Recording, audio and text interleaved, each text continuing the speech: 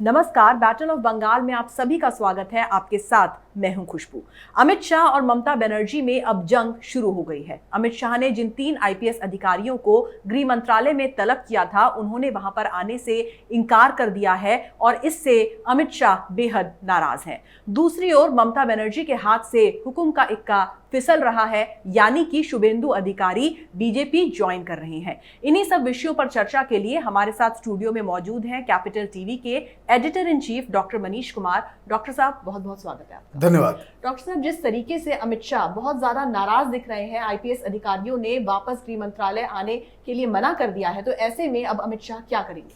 देखिए, जो खबर हमारे पास है वो उस खबर के मुताबिक ये 5 अधिकारी, जो 2 बड़े अधिकारी डीजीपी और कैबिनेट वहाँ के जो कैबिनेट सेक्रेटरी थे, इनको जो तलब किया गया था ये दोनों नहीं आए, और 3 आईपीएस अधिकारी को सेंट्रल डिप्यूटेशन पे वापस आना था, वो भी नहीं आए।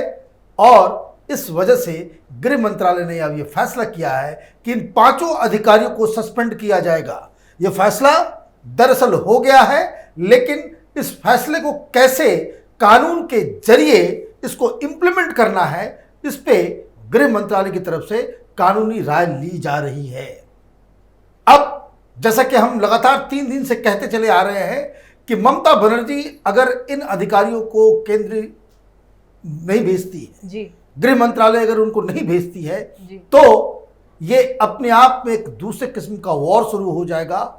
और जो धनखड़ साहब वहाँ के गवर्नर ने कहा था कि ममता बनर्जी आग से खेल रही हैं, तो ममता बनर्जी ने आग से खेलना शुरू कर दिया है। और इस आग की चपेट में सबसे पहले ये 5 अधिकारी आ गए हैं। अब इसमें 3-4 ऑप्शंस हैं, 3-4 आर्गुमेंट्स हैं जिसको लेकर के बहस हो रही है।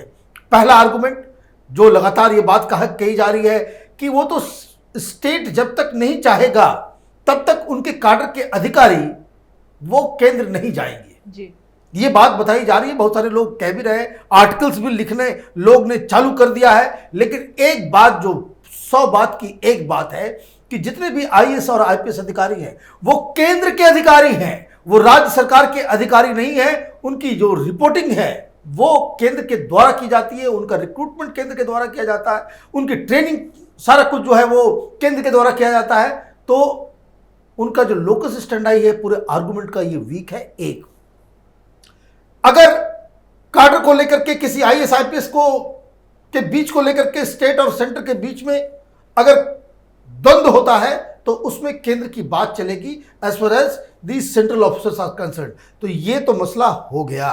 अब ये फैसला 1-2 दिन के अंदर में लिया जाएगा, और ये फैसला इसलिए भी लेना जरूरी है क्योंकि ये जो तलब किया गया था, ये जो वहाँ के सेक्रेटरी और डीजीपी को जो बुलाया गया था, वो इसलिए बुलाया गया था कि केंद्र सरकार, अमित शाह, यहाँ का गृह मंत्रालय बंगाल में तैनात तमाम आईएएस और आईपीएस अधिकारियों को ये संदेश देना चाह रहे थे कि आप कानून के हिसाब से काम करो, आप अपने दायित्व को निभाएं, आप वहाँ की सरकार, उसकी पार्टी के कार्यकर्ता के रूप में काम ना करें। और ये मैसेज तो चला गया है, लेकिन ये मैसेज दूसरी तरीके से ममता बनर्जी अपने अधिकारियों को ये कॉन्फिडेंस देने चाहती है कि मेरे रहते जब तक मैं मुख्यमंत्री हूं तुम्हारा बाल से बांका नहीं हो सकता, कोई तुमको हार नहीं पहुंचने देंगे। उस जिद की वजह से उन्होंने ये पोजीशन ले लिया।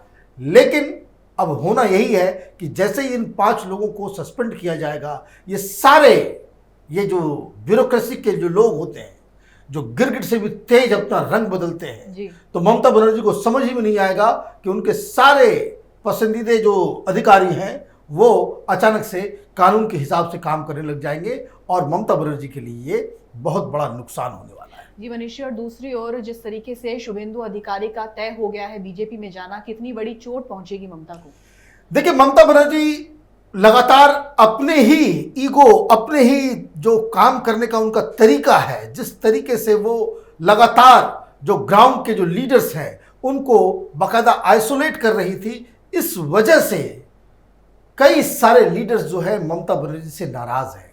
एक तो बिहेवियर, जी, दूसरा जिस तरीके से आपने प्रशांत किशोर को इन नेताओं के माथे के ऊपर बिठा दिया, एक आउटसाइडर, ये तो आउटसाइडर इनसाइडर बहुत करती है, बंगाली नॉन बंगाली। तो एक बिहारी को आपने सारे तृणमूल कांग्रेस के बंगाली लीडर्स के माथे के ऊपर बिठा दिया, उनके भाग्य का जो फैसला आउटसाइडर आकर के कर रहा है, तो इसको लेकर के भी नाराजगी थी जी।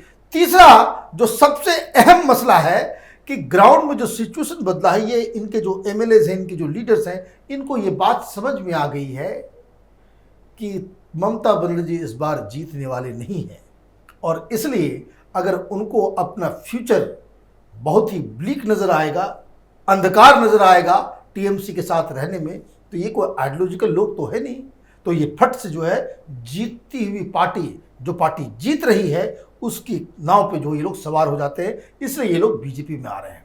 हमने कल बताया था कि कैसे शुभेंदु अधिकारी बीजेपी में आएंगे, उसकी कई सारी वजह है। एक, शुभेंदु अधिकारी को Z+ सिक्योरिटी दे दी गई है, जी जी। ये केंद्र के द्वारा फैसला लिया गया।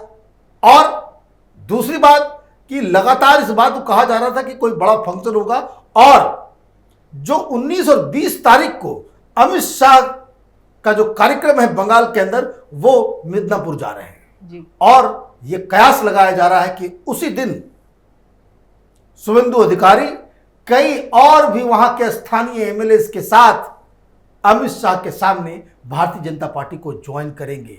और मैं आपको बता दूं, मुकुल रॉय इसकी घोषणा भी कर चुके हैं कि फैसला तो हो गया है, 3-4 दिनों में ये बाकायदा इसको फॉर्मुलाइज भी कर दिया जाएगा। तो शुभेंदु अधिकारी, जो आपने सवाल पूछा कि किस तरह का नुकसान होने वाला है, तो ये वैसा ही नुकसान होने वाला है कि जिस तरीके से कांग्रेस पार्टी के हाथ से मध्य प्रदेश में ज्योतिरादित्य सिंधिया चले गए, तो कांग्रेस पार्टी की शक्ति जो है बिल्कुल खत्म हो गई। हेमंत बिस्व शर्मा जो असम में जिस तरीके से कांग्रेस पार्टी को छोड़ करके वो बीजेपी में आ गए, और बीजेपी न सिर्फ असम के अंदर बल्कि पूरे नॉर्थ ईस्ट के अंदर कांग्रेस पार्टी को समाप्त करने में कामयाब रही। देखिए जिस तरह से आप देखिए, लोकल चुनाव हुए, बिल्कुल सब बीजेपी जीत गई, वहां एक कांग्रेस पार्टी का जीता, और मालूम चला कि रिजल्ट निकलने के बाद वो कांग्रेस वाला जो है वो बीजेपी ज्वाइन कर लिया, अकेला क्या ना करता। तो ममता बनर्जी ने वैसे ही अपने ही, जिसको कहते हैं ना कि जिस डाल में बैठे हुए हैं उसी को वो काट दिया है इन्होंने। ये बहुत सारे डिस्ट्रिक्ट्स में शुभेंदु अधिकारी के जाने की वजह से वो मसला तृणमूल के लिए बहुत बेहद ही खराब होने वाला है। और ये समझ लीजिए कि जैसे ही शुभेंदु अधिकारी भारतीय जनता पार्टी में ज्वाइन करते हैं, ममता बनर्जी को ये चुनाव, बंगाल में चुनाव को हारने से कोई नहीं बचा पाएगा। उनकी उल्टी गिनती बाकायदा शुरू हो गई है। और मनीष जी, भारतीय जनता पार्टी का एक डेलीगेशन जो है उसने इलेक्शन कमीशन से मुलाकात की है, क्या कुछ हो सकता है? देखिए, वो इस वक्त तो इलेक्शन कमीशन के पास ये क्यों गए, ये मेरी तो समझ में नहीं है ये बात, क्योंकि फिलहाल इलेक्शन कमीशन का कोई रोल नहीं है जी। जब तक वहां पे मॉडल कोड ऑफ कंडक्ट नहीं लागू होता है किसी भी राज्य में, इलेक्शन कमीशन के पास वहां के प्रशासन में जरा सा भी इंटरवीन करने का कोई अधिकार नहीं है जी। और जैसे ही चुनाव की घोषणा हो जाती है और जैसे ही पूरी तरीके से मॉडल कोड ऑफ कंडक्ट लागू हो जाता है तो इलेक्शन कमीशन सर्वशक्तिमान हो जाता है जी। तो ये इस वक्त वहां जाने का पर्पस तो कोई नजर नहीं आ रहा है, लेकिन अगर ये लोग गए हैं तो जरूर इसके पीछे कोई वजह होगी। और जो उपचुनाव आयुक्त हैं सुदीप जैन, वो भी अब 3 दिवसीय दौरे पर जाने वाले हैं बंगाल। वो बंगाल, देखिए इलेक्शन कमीशन जब भी कहीं भी चुनाव होता है तो उसकी एक टीम, उसके अधिकारी उस जगह पे जाते हैं कि वो इलेक्टोरल लिस्ट जो तैयार है या नहीं है, वहाँ पे क्या जो अधिकारी हैं उनका प्रिपरेशन किस तरीके से है, इन सारी चीज़ों को वो आकलन करने के लिए जाते हैं। ये भी आकलन करते हैं कि लॉ एंड ऑर्डर की सिचुएशन किस तरह की है, कितने फेजेस में हमको चुनाव करवाने पड़ेंगे, हमको कितने सुरक्षा बल की ज़रूरत पड़ेगी, ये तमाम चीज़ें वो साथ साथ चलती है। इलेक्शन कमीशन इसको तय करता है और इसलिए जो आपने ये जो सवाल किया तो इससे एक बात समझ में आ रही है कि चूंकि इलेक्शन कमीशन के पास तो अभी कोई शक्ति है नहीं। लेकिन इसके बाद बीजेपी के लीडर्स और बड़े बड़े लीडर्स में राज्यसभा के एमपीज वगैरह भी नजर आ रहे थे कि अगर ये लोग जाते हैं, और भी कुछ छोटे छोटे पार्टियों के साथ ये लोग वहां पे इलेक्शन कमीशन में गए थे। इलेक्शन कमीशन में ये लोग गए थे इस बात को कहने कि वेस्ट बंगाल के अंदर जो लॉ एंड ऑर्डर की स्थिति बहुत ही खराब है, वहां की जो लोकल पुलिस है, वहां का जो प्रशासन है, वो पार्टी वर्कर की तरह काम कर रहे हैं जी। और जो भी कंप्लेन था सिक्योरिटी को लेकर के, हिंसा को लेकर के, वहां के ब्यूरोक्रेसी को लेकर के, पुलिस को लेकर के, इन लोगों ने इलेक्शन कमीशन को अपनी सारी जानकारी दे दी है। इलेक्शन कमीशन ने कहा कि आपके सारे कंप्लेंट्स को हम बाकायदा उसको नजरअंदाज नहीं कर रहे हैं, उसको हम एक्सेप्ट कर रहे हैं, और जो हमारी टीम जब बंगाल जाएगी और इन सब चीज़ों के ऊपर अपना एक रिपोर्ट तैयार करेगी कि किस तरीके से वहाँ पे इलेक्शन कंडक्ट कराना है, तो आपकी जो शिकायत है उसको दिलो दिमाग में रखेगी। तो कहने का मतलब ये है कि इलेक्शन कमीशन के ऊपर अभी से ही ये दबाव बनाया जा रहा है कि वहाँ पे जब भी चुनाव हो तो वहाँ का जो लोकल अधिकारी, लोकल प्रशासन जो है, वो उसमें इन्वॉल्व ना हो। इस चुनाव को पूरी तरीके से सेंट्रल फोर्सेस के जरिए कराया जाए, तब जाकर के वहां पे हिंसा को रोका जा सकता है। अदरवाइज जिस हिसाब से ममता बनर्जी और टीएमसी के लोग वहां पे ग्राउंड में एक्ट कर रहे हैं, इसमें तो कई लोगों की जान जाएगी। बहुत बड़ा कत्लोगारत इलेक्शन वायलेंस वहां पे होने वाला है। जी मनीष जी, भले ही ममता सरकार कितने भी बड़े बड़े दावे करती रहे, लेकिन विपक्ष हमेशा से आरोप लगाता रहा है कि ममता की जो सरकार है वो हर मामले में जीरो है, चाहे वो भूमि को लेकर पॉलिसी की बात हो, चाहे वो महिलाओं की सुरक्षा को लेकर बात हो। और उन पर यह भी आरोप लगाया कि टीएमसी जब सत्ता में आई थी 2011 में, तो पहले साल में 318 करोड़ रुपए का निवेश हुआ था, उसके बाद से कोई भी निवेश वहां पर नहीं हुआ है। देखिए, वहां पे जो ममता बनर्जी तो एक लीडर इस तरह से उभरी थी कि वो बंगाल में जो इंडस्ट्रियलाइजेशन नहीं हो रहा जी, बंगाल से जो लोग बाहर जा रहे हैं, बंगाल में जो एजुकेशन की स्थिति है, बंगाल में जो इंडस्ट्री की स्थिति है, बंगाल में जो गरीबी है, बंगाल में जो एजुकेशन का स्तर पूरा नीचे चला गया है, स्कूल कॉलेजेस हॉस्पिटल सब जो है बिल्कुल बेकार हो गए हैं। इन सब में जिसको कह सकते हैं कि ग्राउंड लेवल से लेकर के टॉप लेवल तक ममता बनर्जी परिवर्तन लाएगी, ये अपेक्षा थी बंगाल के लोगों की ममता बनर्जी से जी। और 10 साल बीत गए। वो पहला 3-4 साल तो वो वामपंथियों को ही कोसते कोसते उसने निकाल दिया कि ये गड़बड़ है, ये गड़बड़ है, ये वो गड़बड़ है, सारा कुछ वो दिन भर वो कोसते ही रहती थी। कोई सवाल पूछ ले तो कोई उसको सीधे वो वामपंथी है उसको जेल में डालो। कोई मीडिया पर्सन जो लेफ्ट लिबरल कमाल के लोग उस समय ममता को बहुत ही हिराकत की नजर से देखते थे कि भाई कौन सी विलन जीत गई, वामपंथी को हरा करके आ गई, तो उस तरह के इंटरव्यूज को वो बीच में छोड़ के भाग जाया करती थी, कोई भी कड़ा सवाल होता था। लेकिन अब ये 10 साल में ममता बनर्जी के पास दिखाने के लिए कुछ भी नहीं है। उनकी पॉलिटिक्स जो है, उनको समझ में आ गया कि वामपंथी जिस तरह से पॉलिटिक्स कर रहे थे कि अपना मुस्लिम वोट बैंक आप बिल्कुल सिक्योर कर लो, मुसलमानों को खुश करने के लिए टॉफियां बांटते रहो, मदरसे में अपॉइंटमेंट करते रहो, उर्दू को जो है सेकंड ऑफिशियल लैंग्वेज बना दो, जो वहां के मस्जिदों में काम करने वाले मौलाना मौलवी हैं इनके साथ बैठ करके ईद नमाज ये सब करते रहो, और इनको बेवकूफ़ बना बना करके अपना ये वोट बैंक सिक्योर करके रखो, और बाकी आरएसएस बीजेपी और इधर उधर का डर दिखा करके हिंदुओं का जो सेकुलर सेक्शन है उसको बेवकूफ़ बना करके अपना जो वोट जो है 40-45% के आसपास आप इकट्ठा कर लो, आप चुनाव नहीं हारोगे। काम करने की जरूरत क्या है?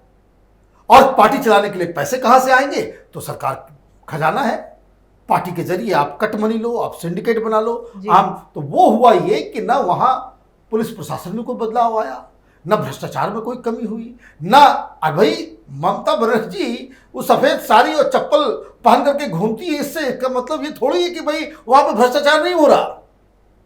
मनमोहन सिंह को भी बहुत सारे लोग ईमानदार बताते हैं कि सबसे ईमानदार, बहुत ही ईमानदार शख्स है मनमोहन सिंह। नाक के नीचे दुनिया का सबसे बड़ा जो जितने भी बड़े बड़े घोटाले होते हैं उसके नाक के नीचे उसके तो ऐसे में ईमानदारी का क्या लेना देना? जब जनता त्रस्त है वहां पे लूट मचा हुआ है बंगाल के अंदर, तो आप चप्पल पहन के घूमो या आप सैंडल पहन के घूमो, बनारसी साड़ी पहनो या सूती साड़ी पहनो, उससे क्या लेना देना है किसी को? आम जनता को तो कोई जीवन में कोई परिवर्तन मिल नहीं रहा। तो वहां पे ये सारी चीजें हो रही है। अब चूंकि बीजेपी उस चैलेंजिंग पोजीशन में आ गई है, तो अब इनको तो सवाल का जवाब देना पड़ेगा।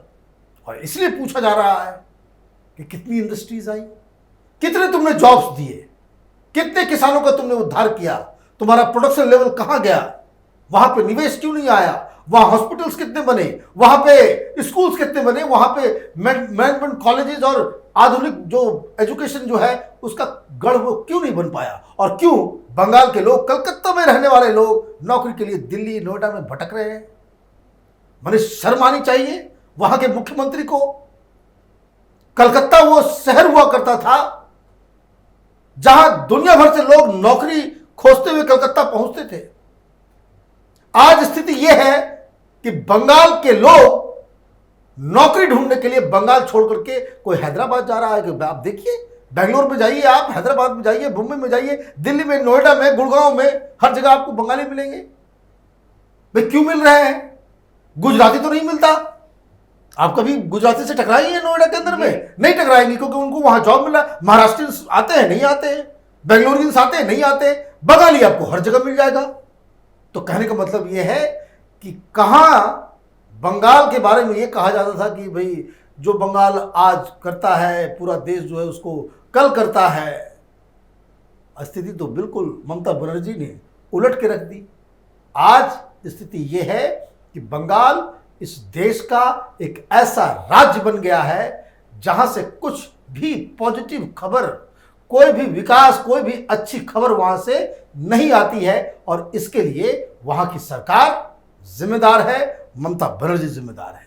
तो मनीष जी, बहुत बहुत शुक्रिया इस तमाम जानकारी के लिए। धन्यवाद। तो इन 10 सालों में ममता बनर्जी ने पश्चिम बंगाल को उबारा नहीं है, बल्कि उसको डुबो दिया है। कुछ दिनों पहले बीजेपी के द्वारा जिस तरह से कहा गया था कि किसी और पार्टी को कुछ भी करने की जरूरत नहीं पड़ेगी, बल्कि जो टीएमसी नेता हैं वो खुद ही वहां पर ममता बनर्जी की सरकार गिरा देंगे, ये बात बिल्कुल सही साबित होती दिख रही है। क्योंकि पश्चिम बंगाल के अंदर जो चुनावी लड़ाई है वो टीएमसी वर्सेस बीजेपी नहीं, टीएमसी वर्सेस टीएमसी है। अगर आपको हमारा वीडियो पसंद आया तो इसे लाइक करें, शेयर करें और कैपिटल टीवी को सब्सक्राइब करें।